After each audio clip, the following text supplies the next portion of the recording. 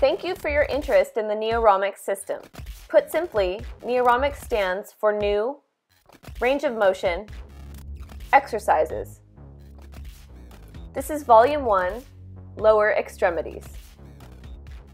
As you know, passive stretching has an adverse effect on strength production and is especially detrimental to explosive strength and power. Unlike traditional stretching routines, NeoROMex is intentionally designed to work with the nervous system, increasing both strength and flexibility simultaneously. It does this by utilizing 3 specialized exercise modalities performed in a specific order. Additionally, the NeoROMex system activates motor units, resulting in increased coordination and stability. Therefore, NeoROMex is ideal for use as a warm-up or after your workout. And because it is strength training, the system can be incorporated into your workouts or can even stand alone as a workout in and of itself. Right now, we'll focus primarily on increasing hip extension and hip flexion. For our purposes, hip extension will mean movement of the femur in a posterior direction in the sagittal plane. The angle represented here will be increasing. Hip flexion will mean movement of the femur in an anterior direction in the sagittal plane. The angle represented here will be decreasing. NeoROMex consists of 3 specialized exercise modalities. The first modality is graded intensity isometrics. We call them triplets, performed for 3 sets on each leg at 7 seconds per set. The second modality is multi-axial force application. We call these at the knuckles, performed for 7 repetitions at 2 sets per leg. And the third modality is a combination of the principles of the first 2 modalities. We call these wipers, as in windshield wipers, and they are done for 7 repetitions per leg. Just remember, 3s and 7s. Let's begin. Now, today I'm going to be doing most of the talking, but Taryn's going to be doing most of the work. Now, the first thing that I want you guys to do is find out where your current range of motion is. We're going to create a baseline to see what sort of hip flexion you have so that after you do the workout, you'll see an improvement.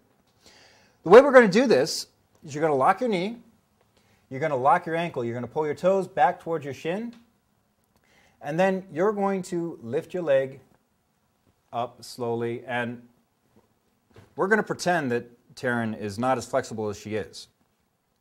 Most people have about this much range, somewhere in between 45 and 90 degrees of hip flexion. What I need you to do is find where you can go, where you can stop, and find a way to mark it. Maybe look at a point on the ceiling, or your partner can mark it for you. Now we're going to turn over.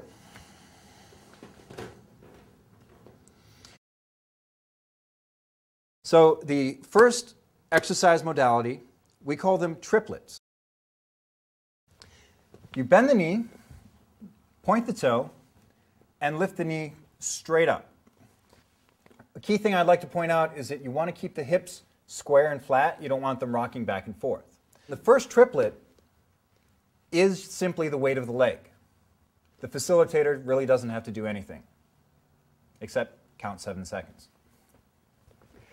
Other leg, bend the knee, point the toe, keep the knee bent tight, lift high, and hold for 7 seconds.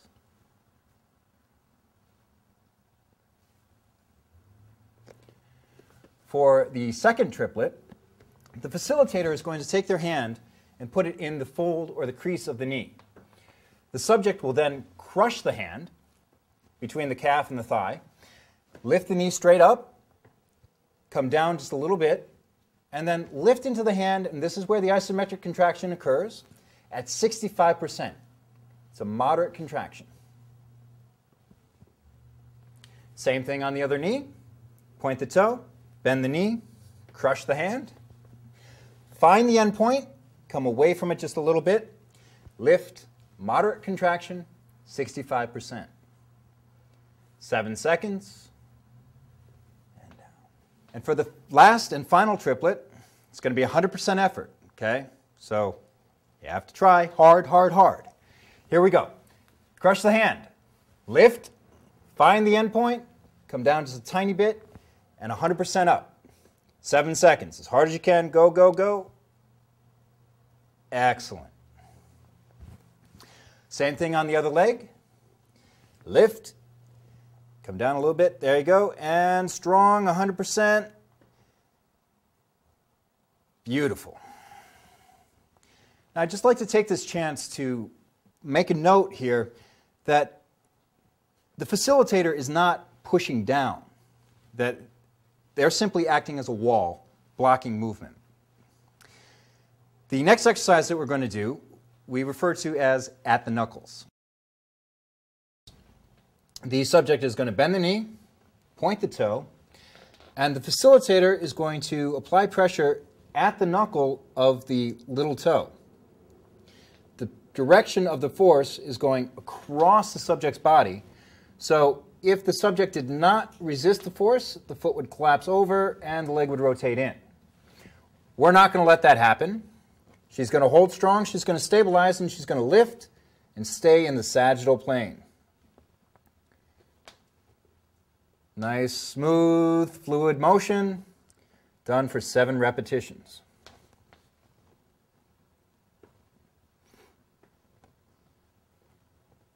Now it's important for the subject to keep the knee bent tight the entire time.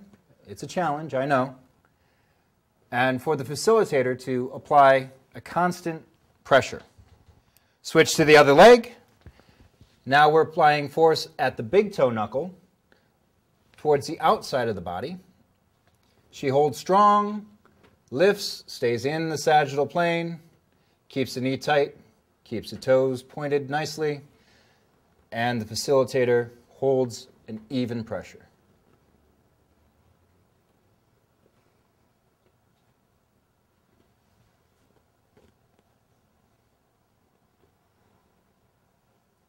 Switching sides, same setup, bend the knee, point the toe, pressure at the big toe, hold strong, stay in the sagittal plane, 7 repetitions. Keep the knee bent tight, keep the toes pointed, and the facilitator keeps a constant, even pressure.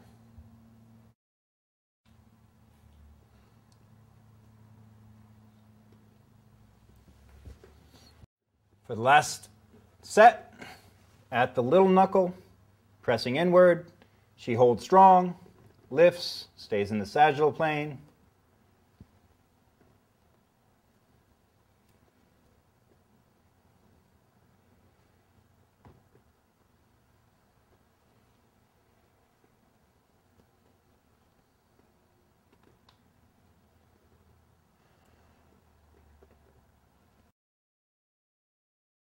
And now for the final exercise, we call them wipers, as in windshield wipers.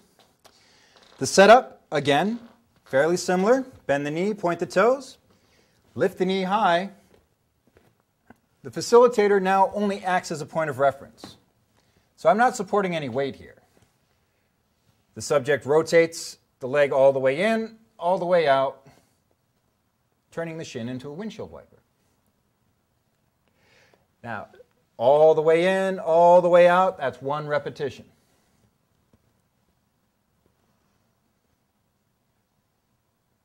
This is a lot harder than it looks. Okay, same thing, other side.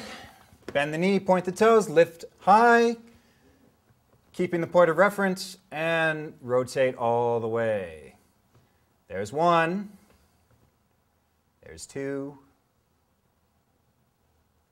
3. Now, the stronger and more flexible your partner, the more you have to watch out for your face. And 7 reps. And we're done with hip extension. Now we're going to proceed to hip flexion. Now we're going to do triplets for hip flexion.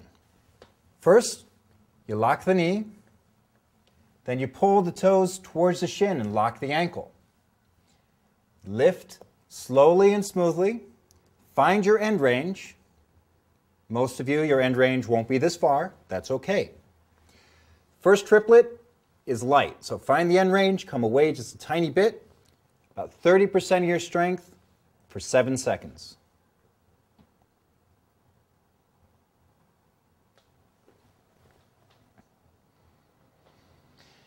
And on the other leg, lock, lock, and block. So lift, find the end point, come away, block, light contraction, about 30% of your strength for 7 seconds.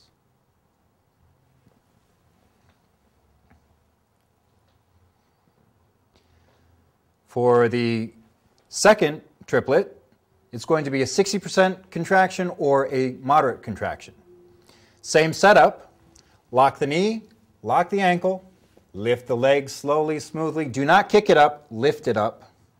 Find the end point, come away a little bit, and moderate contraction, about 60% of your strength, into the hand. 7 seconds. Repeat on the other leg. Lock, lock, block.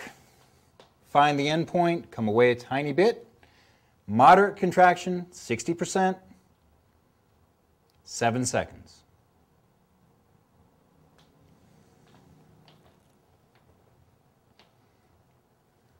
And now for the third and final triplet, 100%, my favorite. Lock, lock, lift, find the end point, come away just a tiny, tiny bit, and pull as hard as you can, 100%. The facilitator just becomes a wall and blocks that leg. 7 seconds.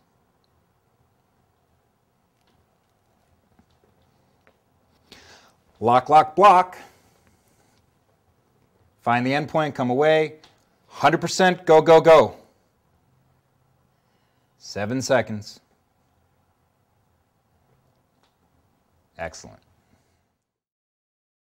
And now we're going to do at the knuckles for hip flexion. The facilitator is going to apply pressure at the knuckle across the subject's body.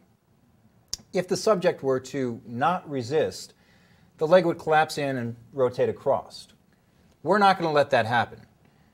She's going to hold strong, stabilize, lift, and stay in the sagittal plane. The movement is smooth and fluid. And the leg is stable the entire time.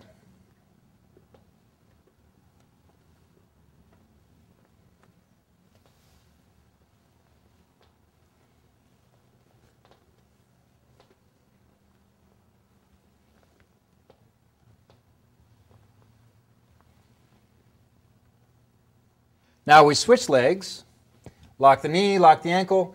The facilitator presses at the big toe, pressing in an outward direction. Again, the subject holds strong, stays stable, lifts and stays in the sagittal plane. Smooth, fluid motion. 7 repetitions. It's also important to note as the facilitator that you're applying a constant amount of pressure. It's a light to moderate, but it's a constant pressure.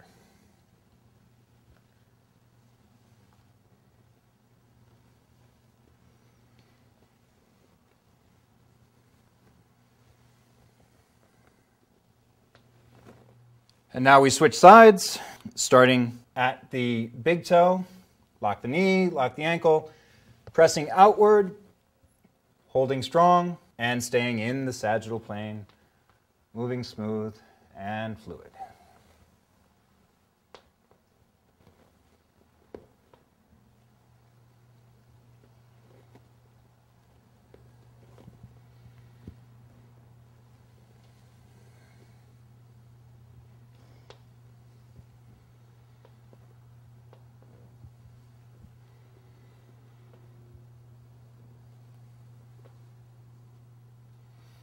And for the last set, lock the knee, lock the ankle, pressure at the little toe, and stable.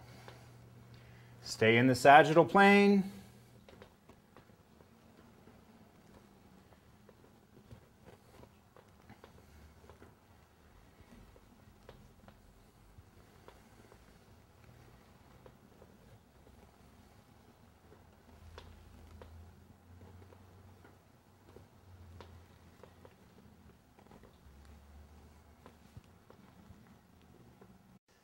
And now for the third hip flexion modality, we're going to do wipers. Now it's a little wiper, like on the headlight of a Mercedes-Benz. Same setup, lock, lock, lift, come to the end point, and now the facilitator blocks, and there's light pressure into the facilitator's hand. Keeping that pressure, you turn the leg all the way out, all the way in for 7 repetitions.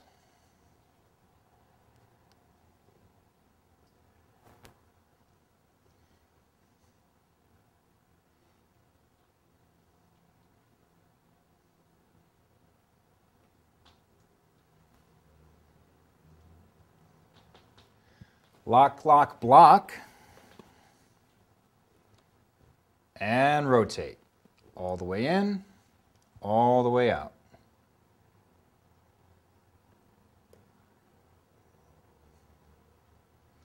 Seven repetitions.